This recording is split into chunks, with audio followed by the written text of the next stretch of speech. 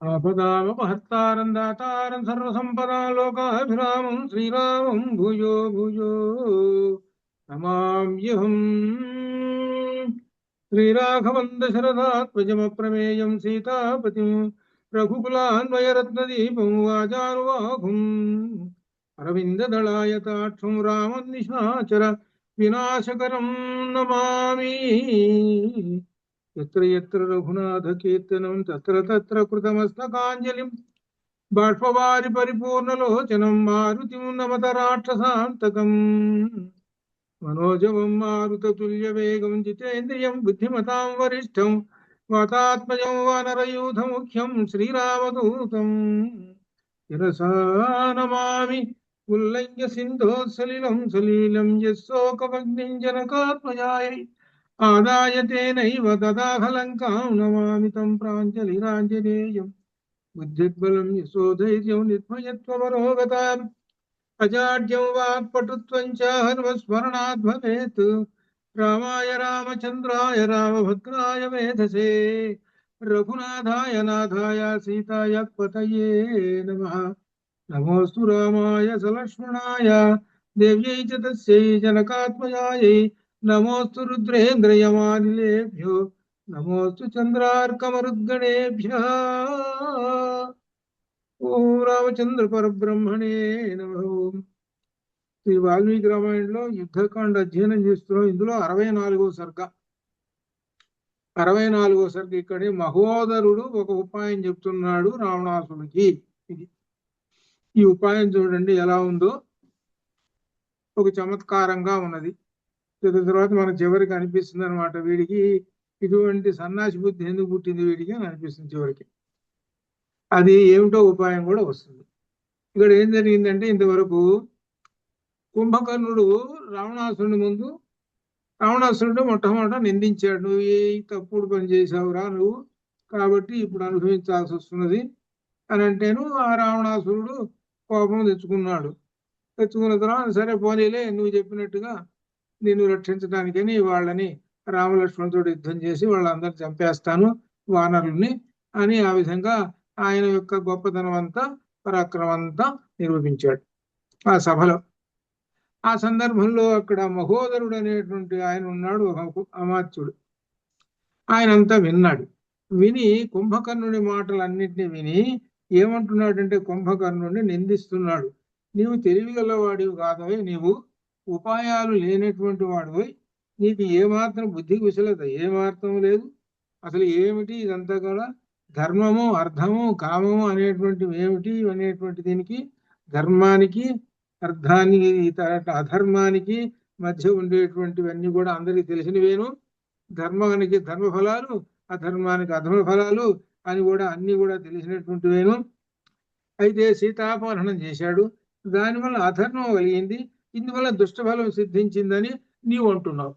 ఇక్కడ అంటున్నాడు ఏమిటంటే, సీతాపహరణం చేయటం అనేది దుష్టమైన కార్యము అని కుంభకర్ణుడు అన్నాడు.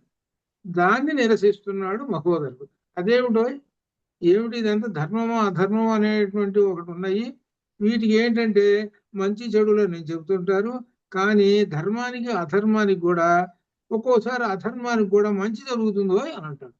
అధర్మాన్ని పాటించడం వలన మంచి కూడా జరుగుతుంటుంది అని చెబుతాడు. అంటే ఏమిటి, ఈయన అధర్మ పక్షాన్ని వహిస్తూ రావణాసుడికి అనుకూలంగా మాట్లాడటం ఏమిటి, అనుకూలంగా మాట్లాడుతూ ఇంత కష్టపడాల్సిన పని లేదు, నా దగ్గర చాలా ఒక ఉపాయం ఉన్నది అని అంటాడు. అది మీకు హితం కూర్చేటువంటి ఒక ఉపాయం ఉన్నది, ఆ ఉపాయం చెబుతాను అని చెబుతున్నాడు. అసలు రాముడు అంటే ఏమిటో నీకు అసలు అర్థమైందా అంటాడు ముందు. ఎవరు, కుంభకర్ణుడు. అంటే కుంభకర్ణుడిని తక్కువ చేసేస్తున్నాడు. రాముడు అనేటువంటి ఆయన జనస్థానంలో ఒక్కడే 14,000 మంది రాక్షసులను చంపాడు. రాముడు అంటే ఏమనుకున్నావు నీకు తెలుసు అసలు? ఆయన అంటే ఎంతటి ఇదో, ఆయన దేవతలను కూడా జయించేసేస్తాడు. ఆయన పరాక్రమం ఏమిటో నీకు తెలియదు. రాముడు నిత్యము తేజముతో ప్రకాశిస్తుంటాడు, అగ్ని తేజం ఆయనది. ఏమనుకుంటున్నావు కుంభకర్ణ, అంత తేలిక అనుకుంటున్నావు ఏమిటో రాముడిని జయించడం అని కుంభకర్ణుణ్ణి పరాస్తం చేసేస్తున్నాడు అనమాట. అని ఈ విధంగా కాబట్టి ఆ రాముణ్ణి జయించడం అనేటువంటిది కష్టమైనటువంటిది. కాబట్టి ఇప్పుడు ఎట్లా జయించాలి కదా, అందుకని నా దగ్గర ఒక ఉపాయం ఉన్నది. ఆ ఉపాయం చెబుతున్నాను వినండి. ఏమిటంటే ఈ ఉపాయం చెబుతున్నాడు. మేమేం చేస్తామనంటే, మేము ఉన్నాం కదా, నేను అంటే ఈయన మహోదరుడు, తర్వాత ద్విజిహ్వుడు, అలానే సింహాద్రి, కుంభకర్ణుడు, ఇక రకరకాలైన యోధులు ఎంతో వీరులు అందరూ ఉన్నాం కదా. మేమందరం ఏం చేస్తుంటామంటే, రాముణ్ణి చంపుడికి వెళ్ళారు వెళ్ళు. నువ్వు లంకలో ఒక చాటింపు వేయాలి. ఏమని చాటింపేలు వేయాలంటే, ఈ మహోదరుడు ఇటువంటి వాళ్ళు ఉన్నారే, ద్విజిహ్వుడు, వీళ్ళందరూ యోధులు అందరూ కూడా రాముని చంపడానికి పోయినారు అని చాటింపు వేయాలి. తర్వాత చాటింపు వేసిన తర్వాత ఒక గంట తర్వాత మేమేం చేస్తామనంటే, వెళ్ళి తిరిగి వస్తూ ఏం చేస్తామంటే, బాణాలు గుచ్చుకొని, ఇక్కడ జాగ్రత్త చూసుకోండి, శరీరానికి బాణాలు గుచ్చుకొని, ఏదో ఎర్రంగా నెత్తురు గారుతున్నట్టు యాక్షన్ అనమాట. బాణాలు గుచ్చుకొని, అంటే మేము ఆ రామలక్ష్మణులతోటి పోరాడి చంపేశాము, ఇప్పుడు మాకు వాళ్ళు వేసిన బాణాలు కూడా గుచ్చుకొని ఉన్నాయి చూడండి సాక్ష్యం అని బాణాలు 4 గుచ్చుకొని మేము ఇక్కడికి వస్తాం. ఇక్కడికి ఏమని రాగానే మేమేం చెప్పాలంటే, మళ్ళీ చాటింపు, రామలక్ష్మణులని ఇదిగో వీళ్ళందరూ భక్షించేశారు అని చెప్పాలి. రామం ఏమిటి అనమాట, మేము రామనామాంకిత బాణములచే మా శరీరాలని గుచ్చుకొని వచ్చాము, మేమందరం కూడా ఈ వీళ్ళ రామలక్ష్మణుని భక్షించేశామని నువ్వు ఈ లంకలో చాటింపు వేయాలి. ముందేమో యుద్ధానికి వెళ్ళారు, తిరిగి వచ్చారు. తిరిగి వచ్చేటప్పుడు ఎలా వచ్చినారు, రక్తం కారుతూ బాణాలు గుచ్చుకొని వచ్చారు. అంటే నిజంగా చూసే వాళ్ళందరికీ వీళ్ళు యుద్ధం చేశారురా, అదిగో రక్తం కారుతున్నదిరా, వాళ్ళందరినీ తినేశారురా, కాబట్టి ఇదిగో చాటింపు వేసేస్తున్నాడు, కాబట్టి రామలక్ష్మణులు తినేశారు వీళ్ళని, రామలక్ష్మణులను తిన్నారు వీళ్ళు, కాబట్టి రామలక్ష్మణులు అనేవాళ్ళు లేరు. కాబట్టి ఇకప్పుడు నువ్వేం చేయొచ్చు, శుభ్రంగా ఆ మద్యం దాగి, మద్యం అంటే సుఖంగా, అంటే సుఖాన్ని అన్నప్పుడు ఏంటనమాట, మద్యం తాగటం అనేది దీనిలో చెబుతుంటాడు. నువ్వు శుభ్రంగా హాయిగా మద్యం తాగి శుభ్రంగా సంతోషంగా ఉండొచ్చు. ఇది ఉపాయం అంటే ఇట్లుండాలి. అటు యుద్ధం చేయకుండా ఉన్నట్టు ఉంటుంది. మనకు కావాల్సింది ఏమిటి అసలు, ఏమిటంటే సీతను వశపరుచుకోవడం. అది కదా మనకు పాయింట్. అసలు వాళ్ళ ఎట్లంటే మనకు పాయింట్ అదే కదా కావాలి, మనకు అంశం అదే కదా, సీతను వశపరుచుకోవటమే కదా కావాల్సింది. అప్పుడు శుభ్రంగా ఈ కపటోపాయంతో ఈ విధంగా మనం చాటింపు వేసేస్తాము. అప్పుడు ఏం జరుగుతుందంటే, భర్త మరణించినాడని తెలుసుకొని నిరాశచే, స్త్రీకి గల సహజమైన లఘుబుద్ధిచే, లఘుబుద్ధి అని అంటున్నాడు చూడండి. అంటే ఇక్కడ లఘుబుద్ధి అంటే వెంటనే తొందరపడే బుద్ధి అని అర్థం. అది ఇక్కడ లఘుబుద్ధి అంటే తొందరపాటు అని అర్థం. అంటే వెనక ముందు ఆలోచించకుండా వెంటనే ఒక మాట అనేయటం, అది దీన్ని లఘుబుద్ధి అంటారు. అది ఇది ఎక్కడ ఉపయోగించాడంటే, ఈ లఘుబుద్ధిని మారీచుడు మాయలేడే సందర్భంలో లక్ష్మణుని ముందు సీత ఉపయోగించింది. అది లక్ష్మణుడు ఎంతటి గొప్ప భక్తి కలిగినటువంటి వాడు, ఎంతో అయితే ఎంత చెప్పినా వినకుండా ఎంత మాట అన్నది, ఎంత అవమానపరిచింది, అది లఘుబుద్ధి. అది కాబట్టి తొందరపాటు బుద్ధి వాళ్ళకు ఉంటుంది. ఈయన చెబుతున్నాడు ఉపాయాలన్నీ, ఎవరు మహోదరుడు. తొందరపాటు బుద్ధి ఉంటుంది కాబట్టి సీత నీకు వశం అయిపోతుంది. ఇది పాయింట్, అది అసలు అంశం. చూసావా, మరి యుద్ధం చేయాల్సిన పని లేదు, హాయిగా మనం కూర్చొని ఎంతటి ఉపాయమో చూసారా, మళ్ళీ నా యొక్క ఉపాయం ఎంత బాగుందో. ఏ కుంభకర్ణ, ఏమిటో నువ్వు పెద్ద ఏందో అది ఇది ఏదో అంటున్నావు, ఇంత సులభమైన ఉపాయం ఉంటే. అటువంటి ఆమె తన సుఖమంతా నీ మీదనే ఆధీనమైనదని గ్రహించి సర్వదా నిన్ను చేరగలదు. ఇది మహోదరుడి ఉపాయము. సరే, నేను బాగా ఆలోచించి ఉపాయం నిశ్చయించదని, రామునితో నీకు యుద్ధం అనర్థం అయ్యా, అసలు ఎందుకు అనవసరం శ్రమ, కనుక నీవు ఇక్కడనే ఉండి యుద్ధము చేయకయే మహాలాభమును పొందగలవు, విచారించుకుము. రాజా, సైన్యం నశించకుండా, సంశయములకు స్థానము లేకుండా, యుద్ధము చేయకుండా శత్రువులను జయించు రాజు చిరకాలము గొప్ప కీర్తిని, పుణ్యమును, ఐశ్వర్యమును, యశస్సును పొందును అని పెద్ద సత్యనారాయణ వ్రతంలో కథలు చెబుతుంటే చూశారు. ఇంట్లో వెళ్ళేవాడికి చెవులు ఏదంటారు చూసావు, అట్లా కథ చెప్పినట్టు చెప్పాడు. ఓ కథని చెప్పాడు. వీడు అమాత్యుడా, వీడు ఎటువంటి అమాత్యుడు, వీడు వీళ్ళందరూ ఇటువంటి వాళ్ళు పెట్టుకుంటే రాజు మీద ఇంతే సంగతులు. ఇది ఇప్పుడు ఈ సందర్భంలో ఏం జరిగింది మరి? కుంభకర్ణుడు అంతటి వాళ్ళు లేచన్నాడు, ఏది జాగ్రత్త ఒళ్ళు దగ్గర పెట్టుకొని మాట్లాడన్నాడు. కుంభకర్ణుడు ఒళ్ళు దగ్గర పెట్టుకొని మాట్లాడు. ఏంద్రను మాట్లాడేది నువ్వు చూసావు మరి?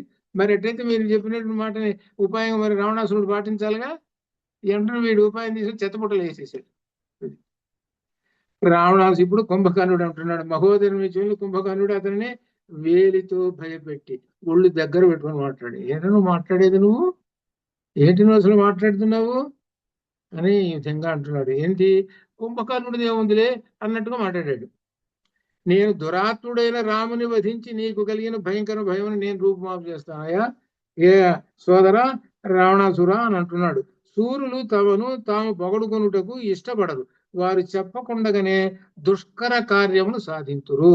ఎప్పుడైనా సూర్యుడు ఏం చెబుతాడంటే పరాక్రమం చూపిస్తాడు, మాటలుగా చెప్పేది. మాటలు చెప్పేవాడు సూర్యుడు కాదు అని చెబుతూ, మహోదరా, మహోదరా, నీ వచనములు ఎటువంటి చంచలమైన మనస్సు, బుద్ధి లేని వారికి, పండితులమనే గర్వం గల వారికి ఇష్టమవుతాం. బుద్ధి లేని వాళ్ళకి చెప్పరా నీవు, అపండితులకు చెప్పు.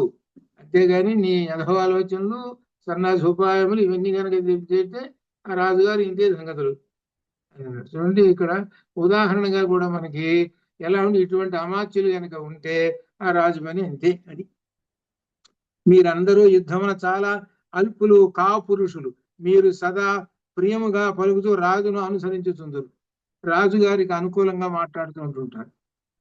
అసలు మీరందరూ కూడా అసలు ధైర్యం, పరాక్రమం ఉన్నదా ఏమిటి? ఆయనకి ఏదో తీయగా ఉండే మాటలు 4 మాటలు మాట్లాడుతుంటారు. ఇటువంటి మీరు సమస్త కార్యములను నశింపజేయుచున్నారు. ఈ రాజుకు పేరు మాత్రమే స్నేహితులుగా ఉన్నారా మీరు ఎందుకు పనికొస్తారా మీరు అని రావణుడు అన్న తర్వాత రావణుడు కుంభకర్ణుని మెచ్చుకుంటూ, ఈ మహోదరుడు రామునికి భయపడుతున్నాడు రా కుంభకర్ణ, అసలు వీటి సంగతి ఇప్పుడు మనకు అర్థమైపోయింది. రాముడికి భయపడి ఉపాయం, మనకి చెత్త ఉపాయం ఒకటి చెప్పాడు. అది అసలు విషయం. ఈ మహోదరుడు ఏ రాక్షసుడు రా వీడు, అసలు వీడు వీరుడేనా అసలు వీడు? అలా అనమాట. అందువలనే యుద్ధమునికి అంగీకరించడం లేదు. కుంభకర్ణ, స్నేహంలోనూ బలంలోనూ నీతో నాకు సమానుడు ఎవరు లేరు. శత్రువులను వధించి జయమును పొందుడుకు వెళ్ళుము, బయలుదేరు. ఆదిత్యుని వంటి తేజస్సులు రామలక్ష్మణుని భక్షించి వేయము, తినేసేవాళ్ళని వెళ్ళు, బయలుదేరు. ఇక తర్వాత కుంభకర్ణుడిని యుద్ధానికి అలంకృతం చేశారు. యుద్ధానికి అలంకృతులు అంటే బాగా దానికి సంబంధించిన కవచాలు అవి ఉంటాయి కదా, అవన్నీ కూడా అలంకారం చేసేసారు. యుద్ధానికి బయలుదేరేటప్పుడు ఏమిస్తారు, మంగళహారతులు ఇవ్వటం ఇవన్నీ కూడా ఉంటాయి కదా, ఇవన్నీ కూడా చేశారు. కుంభకర్ణుడు ముందు నడుస్తున్నాడు, రాక్షస సేన వస్తూ ఉన్నది. ఇక ఈ విధంగా బయలుదేరుతున్నాడు. ఇక్కడ ఎంత ఉన్నాడంటే ఇక్కడ 2 లక్షణాలు ఉంటాయి వీళ్ళకి, రాక్షసులకి. కుంభకర్ణుడు మామూలుగా ఉన్నప్పుడు రావణాసురుడు అంతే ఉంటాడు. యుద్ధం అప్పుడు కానీ, లేకపోతే నిద్రపోతున్నప్పుడు కానీ, ఎప్పుడైనా తినేటప్పుడు కానీ పెంచేస్తాడు శరీరం. ఇప్పుడైతే మనకు అసలు మాయాబజార్లో చూసుకో, ఘటోత్కచుడు మామూలుగా ఉన్నప్పుడు మామూలుగానే ఉన్నాడు. ఘటోత్కచుడు పెంచాలని అనుకున్నాడు, ఓహో ఇతను. అది ఆ లక్షణం ఉంది వీడి దగ్గర. అది మామూలుగా ఉన్నాడు, మామూలుగానే ఉన్నాడు. ఈ యుద్ధానికి వచ్చేటప్పుడు ఎంత పొడవు ఉన్నట్టు వీడు పెంచేసేటువంటి శరీరాన్ని. ఇక్కడ ఎత్తు, ధనుస్సులు ఎంత ఎత్తు ఏమిటో సంగతి అంతా చెప్పాడు. ఎంత ఉన్నాడు, ఓహో పెద్ద ఎత్తు అంత ఉన్నాడు, తాటి చెట్టు కన్నా పైన ఉన్నాడు వీడు. ఈయనను చూడంగానే రాక్షసులందరూ భయపడి పరిగెత్తుతున్నారు. దుశ్య గుణములు కలిగాయి.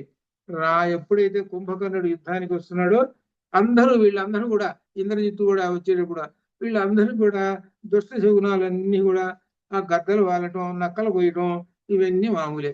చూడండి, ఎక్కడన్నా సరే వానరులకి రాముడు కలుస్తుంటే ఎక్కడైనా కానీ దుశ్శకునాలు ఉన్నాయేమో, వాళ్ళకేం లేవు. వీళ్ళు బయలుదేరారు, దుశ్శకునాలు.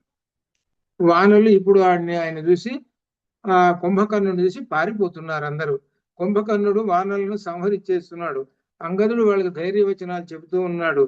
రాండయ్యా, ఏంటి పరిగెత్తుతారండి, పరిగెత్తవాకండి, మీరు లోకడేమన్నారు, కుంభకర్ణుని సంహరిస్తాం, రావణుని సంహరిస్తాం, పెద్ద పెద్దగా మాట్లాడారు కదా అంత క్రితం, మరి ఏంటి పరిగెత్తుతున్నారేంటి, నిలబడండి అన్నాడు.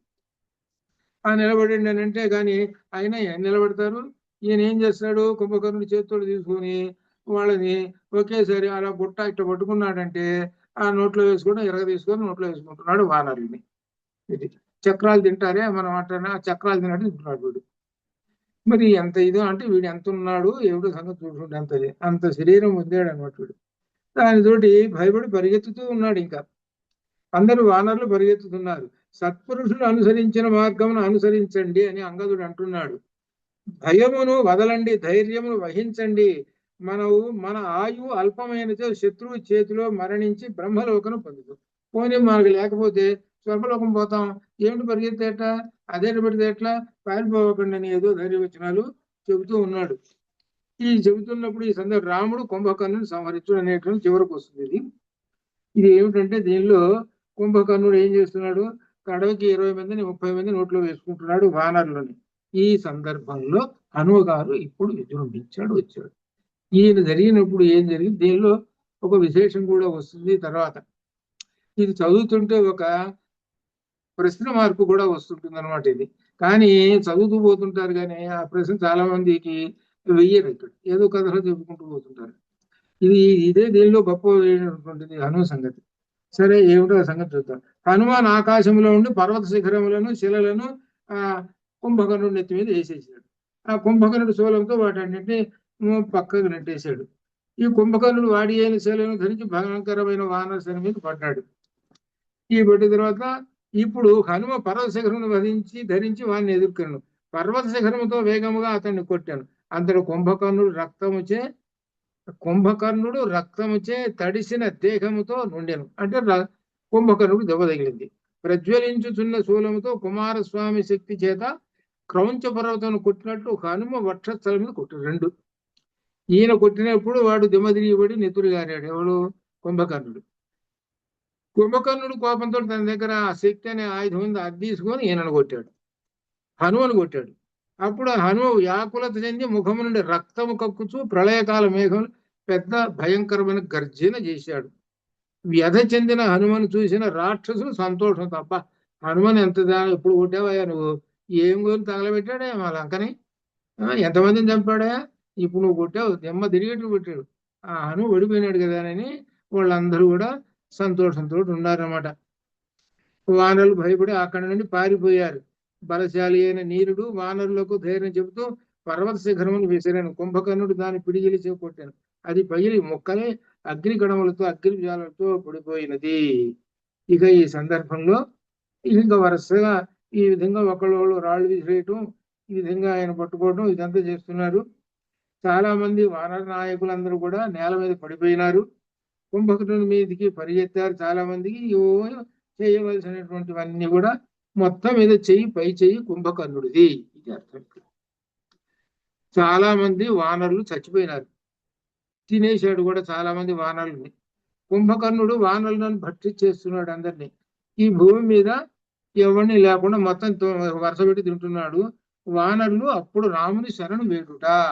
ఇక్కడ ఒక విశేషం ఉంది. రాముని శరణు వేడుట అని అన్నారు కదా, మరి కుంభకర్ణుడు వచ్చాడు, ఇది ఇంతమంది తింటున్నాడు, ఇది ఉంది కదా, ఇదంతా దేనికండి, ముందే నిలబడరాదు నువ్వు. కుంభకర్ణుడు వస్తుంటే వానరులందరూ చూసి పరిగెత్తున్నారుగా, మరి రామచంద్రమూర్తి పరిగెత్తక ముందే వాళ్ళ ముందే నిలబడి బాణాలు ఇరాదు. ఇక్కడ ఏమిటంటే దీనిలో అసలు విశేషం ఏంటంటే, ఇక్కడ శరణాగతి అనేటువంటి ప్రధానమైనటువంటి విషయం ఒకటి. యుద్ధం ఎవరు చేస్తున్నారు అంటే వానరులు రాక్షసులతో యుద్ధం చేస్తున్నారు. వీళ్ళకి ఆర్డర్స్ ఎలా ఉంటాయి అని అంటే, ఒక సేనాపతినిచ్చి కొంతమంది సైన్యాన్ని ఇచ్చి పోయి యుద్ధం చేయండి అంటారు. ఇది అర్థం. ఇట్లా మొత్తం వానర సైన్యం అంతా ఈ వానర వీరులతోటి, అంగదుడు ఇటువంటి వాళ్ళతోటి పోయి యుద్ధం చేస్తుంటారు. ఆ యుద్ధం చేస్తుంటుంటారు. ఆ సందర్భంలో ఈ యుద్ధంలో ఈ వానర వీరులు ఓడిపోవటము తట్టుకోలేకపోయినప్పుడు అసలు రాజుగారైనటువంటి రామచంద్రమూర్తి దగ్గరికి వెళ్ళి శరణు కోరుతారు. త్వమేవ శరణం మమ అన్యథా శరణం నాస్తి అని. ఇక్కడ విశేషం ఏమిటంటే రామాయణం అంతా శరణాగతి ఇది అర్థం. ఎందుకంటే చంపేస్తున్నాడు వాడు, ఆ కుంభకర్ణుడు అందరిని చంపేస్తున్నాడు. కాబట్టి మేము నిన్ను శరణు వేడుతున్నాము అని వానరులు అందరూ వచ్చి ఆ రామచంద్రమూర్తిని శరణు వేడారు. ఇది ఈ సందర్భంలో కూడా అక్కడ అంగదులు కుంభకర్ణుని మీదకి వెళ్ళటం, యుద్ధం చేయటం ఇదంతా కూడా జరుగుతూ ఉన్నది. ఈ లోపు హనుమ లేచాడు. హనుమ కాసేపు మాత్రమే అంతా మూర్చబడి ఉన్నాడు, తర్వాత లేచాడు. ఇక్కడ ఈ సందర్భంలో ఏం జరిగిందంటే ఇక్కడ కుంభకర్ణుడు మండిపడుతూ అంగదుని వైపు కూడా యుద్ధానికి వెళ్ళాడు. యుద్ధ మార్గ విశారదుని అతడు తనపై పడుతున్న శూలమును చూసి నేర్పుతో తప్పించుకుని పైకి ఎగిరి అరచేతితో కుంభకర్ణుని కొట్టేశాడు. అందులో కుంభకర్ణుడు కొంత సమయం స్పృహ తప్పాడు. అతి బలుడైన ఆ రాక్షసు స్పృహని చెప్పరెళ్ళుకొని ముష్టిఘాతమును పరిహాసముగా అంగదునికి ఇచ్చాను. అంగదుడు కూడా కింద పడిపోయినాడు. తరువాత శూలమును గ్రహించి సుగ్రీవుడున్న వైపు, ఇది ఇక్కడ, ఇది అసలు విషయం. ఇక్కడ ప్రధానమైనటువంటి ఒక విశేషం వస్తున్నది.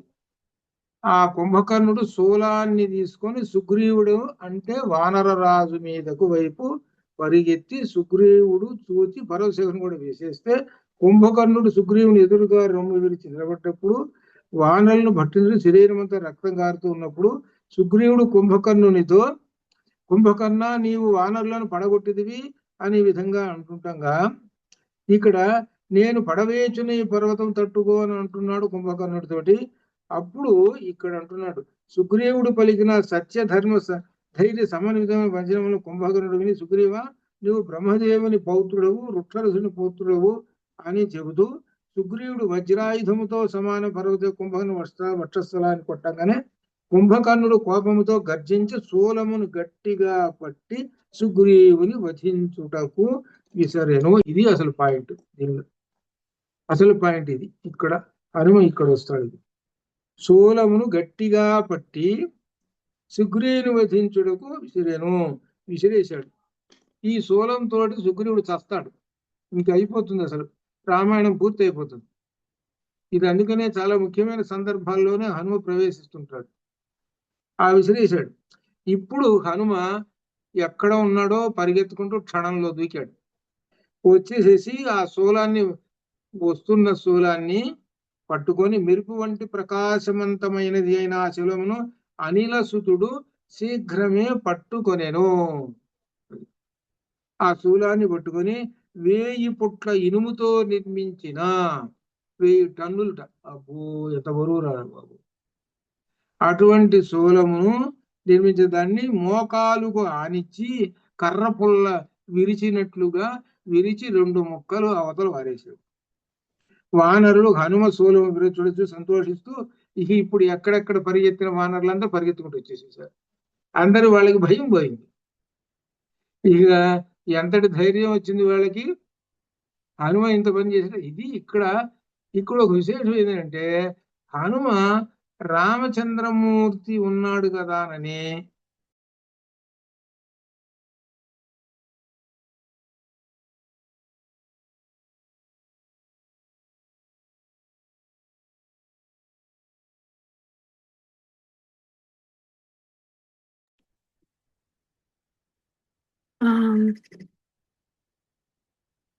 కరెంట్ పోయి ఉంటుందండి, లేకపోతే అది ఆల్రెడీ చూపిస్తుంది కదా గురువు గారిది, అక్కడ కనిపిస్తుంది నాగరవి, డాక్టర్ నాగరవి అని కనిపిస్తుంది. అది ఉన్నది, ఆయన వీడియో ఆఫ్ అయినట్టుంది అంతే. సరే.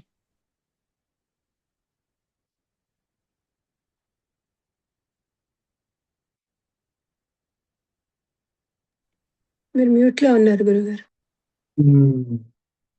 సరే, కుంభకర్ణుడు శుక్రుని మీదకి 1000 పుట్ల బరువు ఉన్నటువంటి శూలాన్ని విసిరేస్తే హనుమ దానిని 2 ముక్కలుగా కర్ర పుల్ల విరిచినట్టుగా విరిచేసి అవతల వారేశాడు. అంతటితో ఇక వానరులకు అందరికీ సంతోషం ధైర్యం వచ్చేసింది. ఇక్కడ విశేషం ఏంటంటే రామచంద్రమూర్తి ఉన్నాడు. రామచంద్రమూర్తి దిగలేదు, ఇంకా యుద్ధంలోకి దిగల. ఇక్కడ ఏంటంటే ఈయనే గనక ముందు నిలబడి, అంటే ఏమిటి, హనుమే గనక ఉంటే అప్పుడు కుంభకర్ణుడి పని పెట్టేవాడు. అదే విషయం కూడా వస్తుంది అనమాట. నేను చేయదలుచుకుంటే చేసేస్తాను, అయిపోతుంది కుంభకర్ణుడితోటి పని, ఇంతో పూర్తి చేసేస్తాను. అయితే కుంభకర్ణుడిని నేను చంపేసేస్తే సుగ్రీవుడికి, రాజు సుగ్రీవుడు కదా, కాబట్టి సుగ్రీవుడిని తక్కువ చేస్తారు. అయ్యా కుంభకర్ణుడిని చంపింది ఎవరంటే నీ సేవకుడు, నీ అమాత్యుడు ఉన్నాడే, నీ ఉద్యోగస్తుడు, ఆయన చంపాడు, నీ గొప్పతనం ఏముందా అని అంటారు. ఆ విషయం కూడా వస్తుంది. అట్లా అనమాట. అట్లనే ఇక్కడ రామచంద్రమూర్తి యొక్క గొప్పతనం కోసము, ఆయన మహిమ కోసము తాను తన యొక్క శక్తిని తగ్గించుకున్నాడు. కానీ సందర్భాలు వచ్చినప్పుడు తన శక్తి మొత్తాన్ని చూపించాడు. అది రామాయణంలో గొప్ప విశేషం. ఇప్పుడు తన శక్తి మొత్తాన్ని చూపించేసి 1000 టన్నులు ఉన్నటువంటి బరువు ఉన్నటువంటి ఆ శూలాన్ని 2 ముక్కలు చేసేసాడు. ఇది గొప్ప విశేషం అండి. అప్పుడు కుంభకర్ణుడు భయపడి యుద్ధ విముఖుడయ్యాను. నేను ఎంత పని చేశాడు హనుమాన్ అనుకొని యుద్ధ విముఖుడు. వానలు సంతోషిస్తూ సింహగర్జనలు చేశారు. శూలమును విరిచిన హనుమంతుని పూజించారు. ఇక ఇప్పుడు ఆ తర్వాత కుంభకర్ణుడు సుగ్రీవుని పడగొట్టాడు. అంతటితో ఊరుకోకుండా ఈ కుంభకర్ణుడు సుగ్రీవుని పడగొట్టేశాడు. సుగ్రీవుని పడగొట్టేసేసి ఏం చేశాడు, సుగ్రీవుడు మూర్ఛపోయినాడు. మూర్ఛపోయిన తర్వాత భుజం మీద వేసుకున్నాడు. సుగ్రీవుడిని భుజం మీద వేసుకుని లంకాపట్టణంలోకి పోతున్నాడు. ఆ లంకాపట్టణంలోకి పోయి ఆయన ఆ లంకలో అంతా ఆయన చూపిద్దాం, రావణాసురుడు చూపించేసి అక్కడ చంపేద్దాం వీడిని, రావణాసురుడు ముందు వీడిని చంపేస్తే మొత్తం వాళ్ళందరూ పోతారు కదా అని వీడి ఉద్దేశం. అది ఇప్పుడు మూర్ఛపోయి ఉన్నాడు ఎవరు, సుగ్రీవుడు. ఈ భుజం మీద ఉన్నాడు, భుజం మీద పడుకొని ఉన్నాడు, భుజం మీద వేసుకున్నాడు అనమాట. ఏదంటే ఏదో జింకన వేసుకుంటారే ఆ పోయేవాళ్ళు భుజాన, అట్లా వేసుకొని పోతున్నాడు. ఆ సందర్భంలో ఇప్పుడు ఆ సుగ్రీవుడిని మరి పట్టుకొని పోతుంటే ఈ కుంభకర్ణుని చూసి రాక్షసులందరూ సంతోషిస్తూ ఉన్నారనమాట. ఇది ఈ సందర్భంలో అప్పుడు బుద్ధిమంతుడు వాయుసుడైన హనుమాన్ ఈ విధంగా అనుకుంటున్నాడు. ఏమని అనుకుంటున్నాడంటే, సుగ్రీవుడు కుంభకర్ణునకు పట్టుబడ్డాడు కదా, ఇప్పుడు నేనేమి చెయ్యాలి? సుగ్రీవుడు ఎవరు? రాజు, మన రాజు. నేను ఆయన యొక్క భృత్యుణ్ణి, మరి రాజును రక్షించాలి కదా, నేను ఎట్లా ఏం చేయాలి అనేటువంటి దీనిలో ఆలోచన పడ్డాడు. నేను ఏమి చేసిన న్యాయసమ్మతమో దానినే చేతును, పర్వతమంత రూపము ధరించి కానీ చెప్పాడు. ఇప్పుడు పర్వతమంత రూపము ధరించి ఈ కుంభకర్ణుని సంహరింతును, చంపేస్తాడు. వీడేదో ఇంత ఎత్తెత్తున్నాడు అని అంటున్నారుగా, వీడికి తిరుగులు పెరుగుతాడు. అప్పుడు పెరిగితే వీడు ఎంత ఉంటాడా, నాకు వీళ్ళకి ఎంత ఉంటాడు వీడు, కాడు ఒక తొక్కు దొక్కేసాను చస్తాడు వీడు. అది చంపేస్తాను, ఇంకేం లేదు, కుంభకర్ణుడు చంపేస్తాను అంటే. కుంభకర్ణుడు చంపేస్తే అప్పుడు ఏమవుతుంది? రామచంద్రమూర్తి యొక్క అవతార ప్రయోజనం ఏముంది అప్పుడు? రామచంద్రమూర్తి ఎందుకంటే రావణ కుంభకర్ణులు సంహరించడానికి కదా వచ్చింది. ఆయన డ్యూటీ ఏం తీసుకున్నట్టు అవుతుంది, ఆయన డ్యూటీ. అందుకని ముష్టిఘాతములచే ఈ రాక్షసుని చంపి సుగ్రీవుని విడిపించును, అప్పుడు వానరులు సంతోషిస్తారు. పోనీ ఈ కుంభకర్ణుని ముష్టిఘాతాలు కొడతాను, అప్పుడు తట్టుకోలేక వదిలేస్తాడు అని ఈ విధంగా అలా ఆలోచన చేశాడు. అని ఆలోచన చేసిన తర్వాత ఇక దేవాసులు కొట్టుకున్నాను, సుగ్రీవుడు స్వయంగా విడిపించుకొనగలడు. సుగ్రీవుడు కుంభకర్ణుని దెబ్బచే స్పృహ తప్పి పడిపోయి ఉన్నాడు. ముహూర్త కాల స్పృహలోకి వచ్చి తనకు వానరులకు ఏది హితమో అది చేయను. మహాత్ముడు సుగ్రీవుడు నేను విడిపించినట్లయితే అతనికి ప్రీతికరము కాదు. నా అంతటి నేను చేస్తే కాదు, ఆయన అంతటి ఆయన పరాక్రమంతో బయటపడాలి అని. అది సరే ఈ విధంగా అనుకుంటున్నాడు. కానీ హనుమ మాత్రము ఆలోచన చేయలేదు. ఆలోచన చేశాడు కానీ ఆ సైన్యానికి, వానర సైన్యానికి ధైర్యం చెప్పాడు అంతే. ఇప్పుడు కుంభకర్ణుడు సుగ్రీవునితో లంకలోకి వెళ్ళాడు. వెళ్ళిన తర్వాత సుగ్రీవుడు రాజవీధులను చూస్తూ ఇట్లు భావించాడు. ఈయనకి సుగ్రీవుడికి బుధం మీద ఉన్నాడు కదా, వెళుకు వచ్చింది. కళ్ళతోటి చూస్తున్నాడు, లంకంతా చూస్తున్నాడు. నేను ఇప్పుడు ఏమి చేయాలి, ఏ విధంగానని. అప్పుడు ఏం చేశాడు, వెంటనే ఆ కుంభకర్ణుడి యొక్క చెవులు, ముక్కు ఇవన్నీ కొరికి గీకి తప్పించుకుని కింద పడ్డాడు.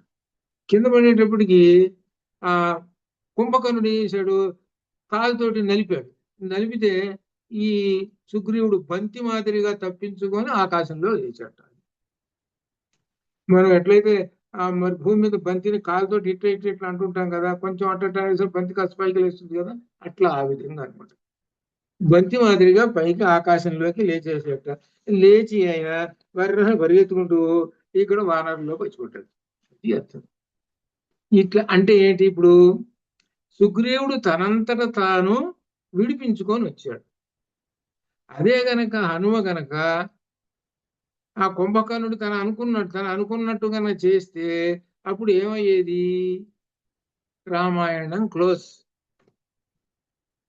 రామాయణం క్లోజ్. రామచంద్రమూర్తి ఇక రావటం అవతార ప్రయోజనమే లేదు. ఇది అందుకు అది దీనిలో ఆ యుద్ధకాండలో అదే అనమాట. అసలు రామచంద్రమూర్తి రాకుండా హనుమాన్ ఉభయ యుద్ధం చేసేంత పుట్టురా అంటే శుభ్రంగా 2 రోజుల్లో పూర్తి చేసుకుని అందరిని చంపి వచ్చేవాడు. కానీ అవతార ప్రయోజనం ఉండాలి కదా, అందువలన అనుమతి అది అక్కడ విషయం. అందుకని నేను ఏ పని చేసినా న్యాయంగా చేస్తాను, ధర్మబద్ధంగా అన్నాడు. అది సరే. ఈ సుగ్రీవుడు వచ్చేసాడు. సుగ్రీవుడు బంతి వల్ల ఆకాశంలో ఎగిరి ఇక వచ్చేసేసాడు.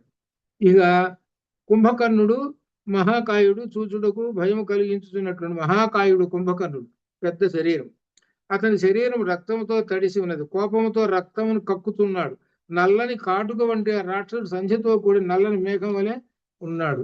ఆ నిశాచరుడు యుద్ధము చేయుటకు నిర్ణయించుకొని లంక నుండి మరల బయటకు వచ్చాడు. లంకలోకి వెళ్ళిన వాడు బయటకు వచ్చాడు. అంటే ఏంటి, సుగ్రీవుడు వెనక్కి వచ్చేసాడు కదా తప్పించుకొని. కుంభకర్ణుడు వానరులను భక్షిస్తూ ఉన్నాడు. సుగ్రీవుడు తన నుండి వెళ్ళిపోయిన తరువాత కోపంతో మరలా యుద్ధము చేయుటకు వెంటనే రణరంగమునకు వచ్చేసేసాడు. ఇతడు వానరులను 1, 2, 3 చొప్పున చాలా మంది ఒక్క చేతితో పట్టుకొని నోటిలో వేసుకుంటూ ఉన్నాడు. ఈ విధంగా కుంభకర్ణుని శరీరం అంతా కొవ్వుతో, వసతో, రక్తంతో నిండిపోయినది వాడి శరీరం అంతా. లక్ష్మణుడు కుంభకర్ణుని ఎదుర్కొన్నాడు. లక్ష్మణుడు బాణాలు వేశాడు. ఆ రాక్షసుడు వాటిచే బాధింపబడి వాటిని నిశ్శేషం చేసిన, అంటే ఆ గుచ్చుకున్నవి పీకి అవతల వారేసాడు. లేదు లక్ష్మణుడు వేసినటువంటి బాణాలు. అప్పుడు కుంభకర్ణుడు లక్ష్మణుడు అనుమతిని కోరుతున్నాడు. యుద్ధంలో సుఖముగా యముని కూడా జయించగల నన్ను నిర్భయముగా ఎదుర్కొన్నావయ్యా నీవు.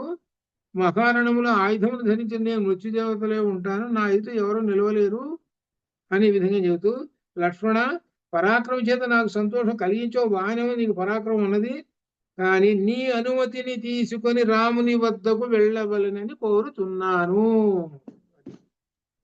అది ఇక్కడ ఉంది అసలు పాయింట్.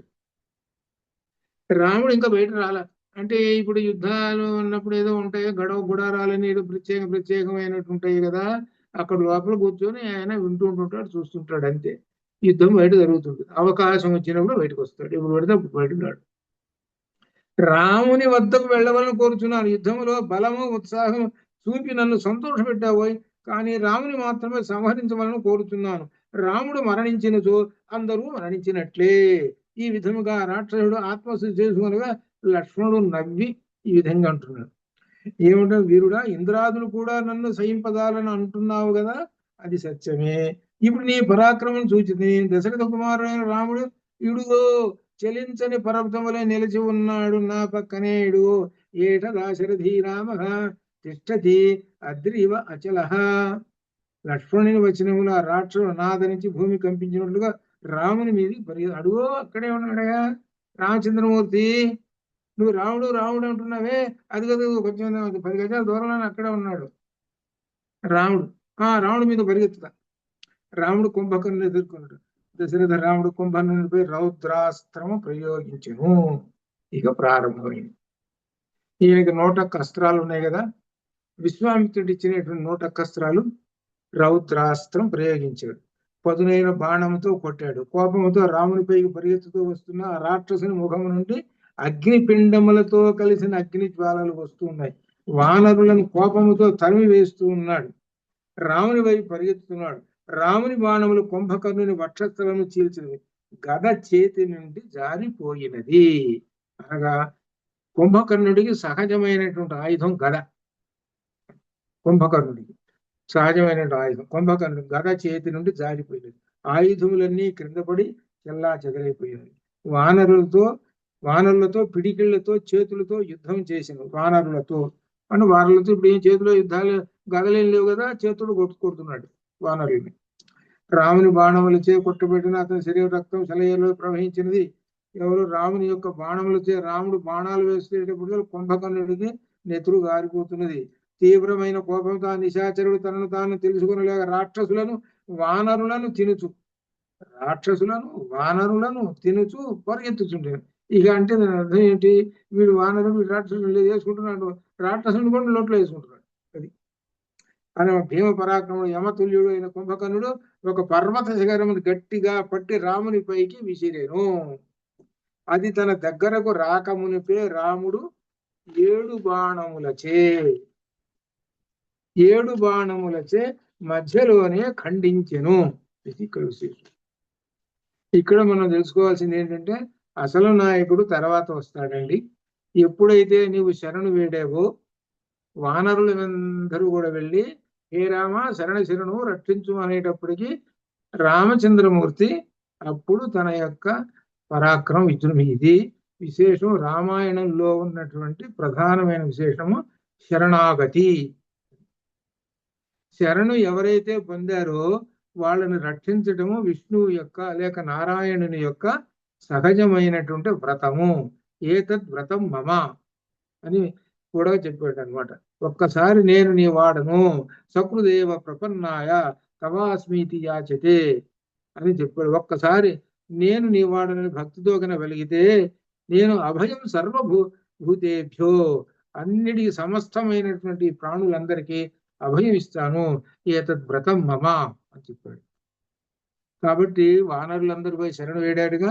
లక్ష్మణప్పుడు రామచంద్రమూర్తి ఇక యుద్ధం ప్రారంభించాడు, మొదలు పెట్టాడు. ఇక ఇప్పుడు ఆ కుంభకర్ణుడు పెద్ద రాయి విసిరిస్తే దాన్ని 7 బాణాలతోటి ముక్కలు చేసేసాడు. ఇప్పుడు తర్వాత అంటున్నాడు మేరు శిఖరం వంటి కాంతి కలిగిన ఆ శిఖరం ముక్కలే కింద పడిపోయింది. అప్పుడు లక్ష్మణుడు రామునితో అంటున్నాడు, ఈ సమయంలో ధర్మాత్ముడైన లక్ష్మణుడు కుంభకర్ణుని చంపుటకు అనేక ఉపాయములు ఆలోచించు రామునితో లక్ష్మణ స్వామి, రాజా ఈ రాక్షసులు ఎవరో వానరులు ఎవరో తెలియటం లేదు. వీడు అందరినీ కొడుతున్నాడు, అందరినీ తిట్టున్నాడు. వీడు వాడి పక్షం వాడిని కూడా కొడుతున్నాడు లేదా తింటున్నాడు. ఇది వానరులు కాదు, ఇది వీడు ఆ స్థితిలోకి వెళ్ళిపోయినాడు. ఇతడు రక్త గంధముచే మదించి ఉన్నాడు, తన వారిని ఇతరులను కూడా తినివేస్తున్నాడు. వానరులందరూ ఇతని దేహము మీదకి ఎక్కవలెను, సేనానాయకులు అతని చుట్టూ నిలిచి ఉందురుగాక. ఈ విధముగా చేసిన దుర్మతి అయిన రాక్షసుడు అధిక బరువుచే బాధితుడే నేలపై. ఒక పని చేసేది, వానరులందరూ ఒకరా ఇద్దరా 1000 మంది ఉన్నారుగా, నెమ్మది చెట్టు వాకినట్టుగా వీడి చెట్టు మీద వెళ్ళి వీడి నెత్తి మీద వీడి భుజం మీద కూర్చుంటే బరువు ఎక్కుతుంది కదా. ఇప్పుడు చెట్టు కొంత శక్తి ఉంటుంది, ఒక్కసారి 100 మంది ఎక్కుతున్నాడు, కొమ్మలు విరిగి డామను పడుతుంది, చెట్టు కూడా విరిగి పడుతుంది, అట్లా కింద పడతాడు. ఇక అంత ఉపాయం ఏం కనపడలేదు అని లక్ష్మణ స్వామి అంటున్నాడు. అప్పుడు ఇతడు వానరులను చంపలేడు, ఎప్పుడు వీడి కింద పడిపోతాడు అని ఈయన ఉపాయం. ధీమంతుడు లక్ష్మణుడు వచ్చిన వాళ్ళు విని వానరులు సంతోషించి కుంభకర్ణుని శరీరం మీదకి ఎక్కిరి. కుంభకర్ణుడు కోపించి వానరులందరినీ దులిపివేస్తుంది. అంటే మనకు ఎట్లయితే దోమలు ఈగలు మన మీద వాగితే ఇట్లా అటు దులిపేస్తాడు. ఏ మాత్రం వాడికి ఎట్లా ఉందనమాట, ఈగలు దోమలు వాలినట్టు ఉంది అని అనమాట. ఈ రాక్షసుడు మహాకోపంతో ఉన్నాడని రాముడు గ్రహించి మరొక ఉత్తమమైన ధనుస్సును తీసుకుని అతని పైకి వెళ్ళెను. ఆ సమయంలో రాముడు క్రోధంతో ఎర్రని నేత్రములు నిలబడి నేత్రముల చేతనే దహించి వేయుచున్నాడా అన్నట్లున్నది. రాముడికి కోపం వస్తే ఎలా ఉంటాడంటే రాముడుగా ఉండడు. ఇదే మనకు రామాయణంలో కనపడతాడు. అందుకనే రుద్ర రూపాన్ని ధరించి ఉంటాడు. ఆయన మహాభయంకరంగా ఉంటాడు. ఎప్పుడు అంత క్రితం మామూలు సహజంగా ఉన్నప్పుడు ఎంతటి సౌమ్యంగా ఉంటాడో ఇప్పుడు అంతటి భయంకరంగా ఉంటాడు. ఆయన్ని చూస్తేనే భయపడతారు, అట్లా ఉంటాడు. అనగా కోపమును ఆవహించుకున్నప్పుడు, అనగా యుద్ధం అన్నమాట, చేతిలో ధనుస్సు బాణాలు ఉన్నాయి, ఇక సంహారానికి పూనుకున్నప్పుడు రుద్రావతారం ప్రారంభిస్తాడు. ఆ సమయంలో ఆ విధంగా ఉండి అతని వైపు వేగముగా నడుచు వానరులు సంతోషపెడుతూ కుంభకర్ణుని ఎదుర్కొన్నాడు. వానరులు పారిపోతుంటే ఆ వానరులకు ముందుకు వచ్చి కుంభకర్ణుడు కిరీటమును ధరించిన మహాత్ముడు, కిరీటమును ధరించిన వాడు మహాత్ముడైన కుంభకర్ణుని చూచాడు. ఆ నెత్తి మీద కిరీటం ఉంది ఈయనకి. అతని నేత్రములు రక్తముతో నిండి ఎర్రగా ఉన్నాయి. అతడు కోపించి దిగ్గజములే ఉన్నాడు. వానరులను తింటున్నాడు, తరిమేస్తున్నాడు. వింధ్య మందర పర్వతములో ఉన్న కుంభకర్ణుడు సువర్ణాలంకారములు ధరించి ఉన్నాడు. అతని ముఖము నుండి రక్తము కారుచుంది. అతడు అప్పుడు ఆకాశమున పైకి లేచిన వర్షాకాల మేఘం వలె ఉన్నాడు. ఆకాశమున పైకి లేచిన వర్షాకాల మేఘము వలె ఉండెను. వర్షాకాల మేఘం అంటే ఎంతసేపు ఉంటుంది? కాసేపు. అతని చెవులు రక్తంతో తడిసినవి, వాటిని నాలుకతో నాకుతున్నాడు. మధ్య మధ్యలో వానరులను మర్దించుతున్నాడు. ప్రళయకాలమును జగత్తును నాశనం చేయు యముని వలె ఉన్నాడు. ఇప్పుడు రాముడు ధనుష్టంకారం చేస్తున్నాడు.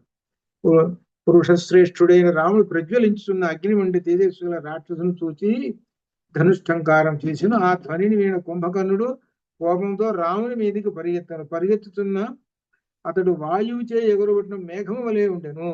అతని బాహువులు ఆదిశేషుని ఉత్తమ శరీరం వలె ఉన్నాయి అని అంటూ ఇప్పుడు రాముడు అంటున్నాడు, రాక్షస శ్రేష్ఠ రమ్ము, విషాదము చెందకు, మరణించుటకు సిద్ధముగా ఉన్నావు.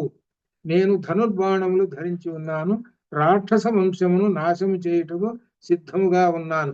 ముహూర్త కాలములోనే ప్రాణములను హరింతును. ఇక ముహూర్తమే, క్షణకాలమే నువ్వు బతికి ఉండేది, పోతావు. కుంభకర్ణుడు ఇతడు రాముడు అని తెలుసుకొని వికృత ధ్వనితో నవ్వెను. వానరుల గుండెలను బ్రద్దలు చేయుచున్నాడా అన్నట్లు పెద్దగా అరుస్తూ ఉన్నాడు. కుంభకర్ణుడు రామునితో అంటున్నాడు, నేను విరాధుడను కాను. విరాధుడిని చంపేశాడు కదా అరణ్యకాండలో. కబంధుడను కాను, కరుడను కాను, వాలిని కాను, మారిచుడను కాను. వచ్చిన వాడు కుంభకర్ణుడని బాగా తెలుసుకో. అంటే ఏంటి? వాళ్ళందరికన్నా నేను గొప్పవాడిని అని అంటున్నాడు. అది వాళ్ళందరూ ఎంత అల్పులండి, ఎంతటి వీరునో నేను చెబుతాను అనమాట. నువ్వు ఏదో వాళ్ళని చంపావా, ఏదో గొప్ప విర్రవీగుతున్నావేమో, నేను కుంభకర్ణుణ్ణి అంటున్నాడు. భయంకరమైన ఈ ముద్గరమును చూడుము, ఇది పూర్తిగా ఇనుముతో దీనితోనే పూర్వం దేవదానవులను జయించి ఇతనికి చెవులు ముక్కు లేవు కదా అని అవమానించకు నాకు అని అంటే దాని అర్థం ఏంటి? వింటలేదు కదా అని ఈ విధంగా అవి పోయినంత మాత్రం నాకు కొంచెమైనా బాధ లేదు. అంటే అప్పటిదాకా ఏమిటనమాట, ఇవన్నీ దెబ్బతిన్నాయి. ఆయనకి చెవులు ముక్కు ఇవన్నీ బాణాలు వేసి ఈ విధంగా ఉన్నాయి, రాళ్ళు వేసి కొట్టారు కదా. అది వెనక ఇక్ష్వాకువంశ శ్రేష్ఠ, నా అవయవముల మీద నీ పరాక్రమం చూపు, నీ పౌరుష పరాక్రమం చూపిన కూడా నేను నిన్ను భక్షించదు. చూపు, తర్వాత తింటాను, తొందర ఎందుకులే, నీ పరాక్రమం అంతా చూసి అప్పుడు తింటానులే అంటున్నాడు.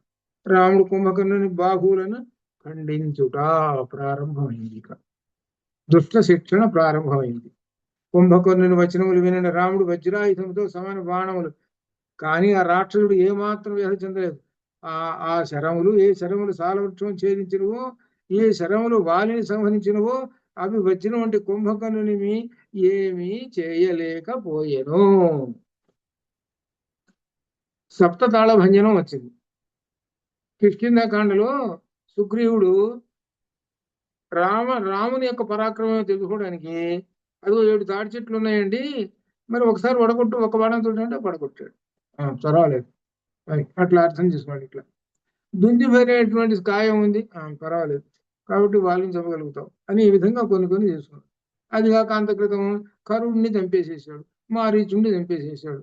కాబట్టి వాళ్ళందరినీ చంపానని పెద్దగా విర్రవీగుతున్నావేమో, నువ్వు ఏదో చూపించు నీ పరాక్రమం చూపించిన తర్వాత అప్పుడు నేను భక్షిస్తానులే అంటున్నాడు. రాముడు కుంభకర్ణ బాహువులను ఖండించుట, అప్పుడు ఖండించే ముందుగా పాపం ఈయన ముద్గరం విసిరేశాడు. ఎవరు? కుంభకర్ణుడు రాముడి మీదకి. ఇప్పుడు రాముడు వాయువ్యాస్త్రమును సంధించి రాక్షసునిపై ప్రయోగించెను. వాయువ్యాస్త్రమును, అది ముద్గరముతో కూడిన రాక్షసుని హస్తమును ఖండించెను. వాడు ముద్గరం విసిరేయాలని పట్టుకున్నాడు, వాయువ్యాస్త్రం పోయింది, వెంటనే చెయ్యి తెగింది, కింద పడింది చెయ్యి. ఇంకా తర్వాత ఆ బాహు వానర సైన్యం మీద పడి వానరులు చచ్చిపోయారు కొంతమంది. అది ఒక్కసారి పై నుంచి ఒక పెద్ద బండ పడ్డట్టు పడ్డది. కింద వానరులు చచ్చిపోయినారు. సావగా మిగిలిన వానరులు పీడిపముల శరీరములతో దైన్యం వచ్చింది. రామ కుంభకర్ణుల యుద్ధమును చూచిరి. అస్త్రము చే బావు ఖండింపబడగా మరొక చేతితో వృక్షమును పెగలించి రాముని మీదకు మళ్ళీ వస్తున్నాడు. ఇంకొక చెయ్యింది కాదు. రాముడు చిత్రవర్ణముల బాణముపై ఐంద్రాస్త్రమును సంధించి, దీనిలో ఐంద్రాస్త్రం ప్రధానం. కుంభకర్ణుని ఐంద్రాస్త్రం, ఇంద్రజిత్తును కూడా ఐంద్రాస్త్రంతో ఖండించింది. ఆ బాణం ఐంద్రాస్త్రం సంధించి సర్పము వలె ఉన్న అతని రెండవ భాగమును ఖండించెను. అయిపోయిన రెండు చేతులు. ఆ భుజం పర్వతములతోనూ వృక్షములతోనూ ఇటు అటు కొట్టుకొనుచు వానలను రాక్షసులను ఢీకొని కింద పడ్డది. వాళ్ళు చచ్చిపోయినారు కొంతమంది. బాహువులు తెగిపోగా తీవ్ర కోపంతో తన పైకి వచ్చుచున్న ఆ రాక్షసుని 2 అర్ధచంద్రాకార బాణములతో అతని పాదములను ఖండించెను. వాయువ్యాస్త్రముతోటి ఒక భుజాన్ని, ఐంద్రాస్త్రముతోటి ఇంకొక భుజాన్ని, పాదములనేమో దీంతో ఇంకొక అస్త్రంతో ఏమిటి అర్ధచంద్రాకార బాణములు అన్నాడు, పేరు చెప్పలేదు కానీ అవి ఖండించేశాడు. అవి పర్వత గుహలను, దిక్కులను, సముద్రం, లంకకు ప్రతిధ్వనింపజేసి క్రింద పడిపోయింది. అంటే వీడిని ఖండించాలంటే పెద్ద కొండని పగలగొడితే ఎంత శబ్దం వస్తుంది, అట్లా అంత శబ్దం ఆ లంకలో కూడా వచ్చింది వీడిని ఖండిస్తుంటే బాణాలు. బాహువులు పాదములు తెగిన కుంభకర్ణుడు బడబాగ్ని వంటి ముఖమును తెరచి రాహువు చంద్రుని మీదకు వెళ్ళినట్లు మళ్ళీ వస్తూనే ఉన్నాడు వాడు. ఇంకా ఓపిక వీడికి ఎంత చూసేట్టున్నదో చూశాడు రాముడి మీద. రాముడు అతని ముఖమును నిశిత బాణములతో నింపాను. అతడు మాటలాడలేక పెద్దగా అరచి మూర్ఛపడెను. రాముడు కుంభకర్ణుని ఇప్పుడు చంపేస్తున్నాడు. అసలు ఇప్పుడు శరీరంలో ఉన్న ప్రాణం పెట్టిపోతుంది. రాముడు సూర్యకిరణములచే ప్రకాశించిన వాడి అయిన బాణమును తీసుకున్నాడు. అది ఇంద్ర సంబంధమైనది.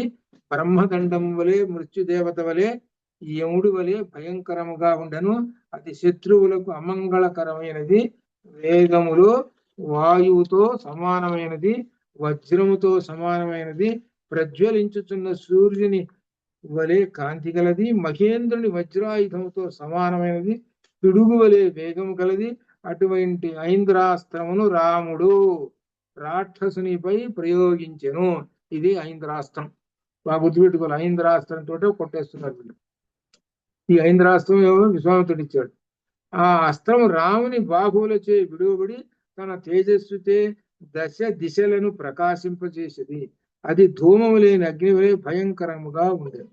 అది ఇంద్రుని వజ్రాయుధం వలె భయంకరమైన శక్తి గలది. పూర్వం ఇంద్రుడు వృత్రాసురుని ఖండించిన విధముగా రాముడు కుంభకర్ణుని పర్వత శిఖరము వంటి శిరమును ఖండించెను. ఆ శిరస్సు గుండ్రని కోరలు గలది. చెవులకు కదలుచున్న అందమైన కుండలములు గలది. అది పునర్వసు నక్షత్రం మధ్యలో చంద్రుని వలె ప్రకాశించుచున్నది. ఆ శిరస్సు క్రింద పడుచు గృహములను, గోపురములను మరియు ఉన్నతమైన ప్రాకారములను కూడా విరగొట్టుచు, అంటే అర్థం ఏమిటో పైకి లేచింది. అది కొట్టేటప్పటికల్లా తలకాయ పైకి లేచి అక్కడ కోట శిఖరాలు పైన పటాపటా వాటిని, అంటే పెద్ద రాయి కనుక పైనుంచి పడుతున్న కోట శిఖరాలన్నీ విరిగి పడుతుంటాయిగా. అంటే వీడి తలకాయ ఎంత ఉందో చూద్దాము, ఎన్ని టన్నులు ఉందో చూద్దాం. కొన్ని టన్నులు బరువు వీడి తలకాయ. అంత హైట్ లో నుంచి పడుతుంటే మొత్తం ఆ బిల్డింగ్లు కూడా పడుతున్నాయి. ఆ మహాకాయుడు సముద్రంలో పడింది. అక్కడ దొర్లుకుంటూ పోయి సముద్రంలో, అది సముద్రంలోని చేపలను మకరలను మర్దించుతూ అక్కడ పెద్ద బండ పడేటప్పుడు కొన్ని చచ్చిపోయినాయి. వీడి కారణంగా అవి కూడా చచ్చిపోయాయి మకరాలు. సముద్రం అడుగు వరకు దిగిపోయింది. ఆ కుంభకర్ణుడు దేవతలకు, బ్రాహ్మణులకు శత్రువు. మహాబలు అతడు సంహరింపబడగా భూమి పర్వతములు కంపించాడు. దేవతలు ఆనందంతో శంఖధ్వని చేసేది ఆ సమయంలో. ఈ విధంగా కూడా, ఎందుకంటే దేవతలందరూ సంతోషిస్తారు.